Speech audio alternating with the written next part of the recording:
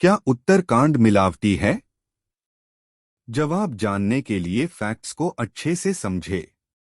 काल्पनिक वाल्मीकि ब्राह्मण प्रचेता वरुण के पुत्र थे। उनके आश्रम में क्षत्राणी सीता रही। उनके बच्चों लवकुश को वेदों में पारंगत वाल्मीकि ने बनाया।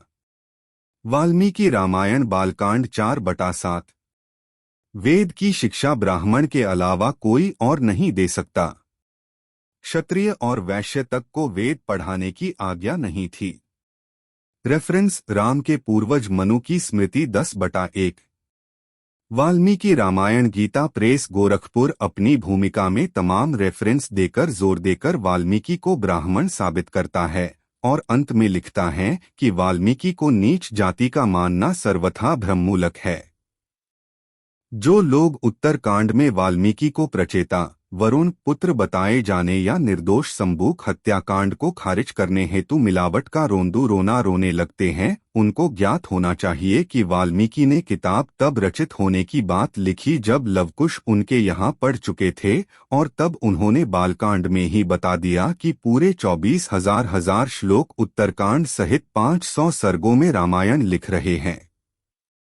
यदि उत्तरकांड को आप हटा दें तो बालकांड और लवकुश प्रसंग ही पूरी तरह खत्म हो जाएगा। फिर राम जन्म से लेकर सीता विवाह सब खत्म हो जाएगा और ये वैसे हो जाएगा जैसे किसी दर्शक को फिल्म का कोई हिस्सा पसंद न हो तो अपने हिसाब से करने हेतु कोई डायरेक्टर के शुरुआती और क्लाइमेक्स को काटकर अपनी मनमर्जी थोपने की कोशिश करे, जबकि पूरी फिल्म काफी पहले से रिलीज है।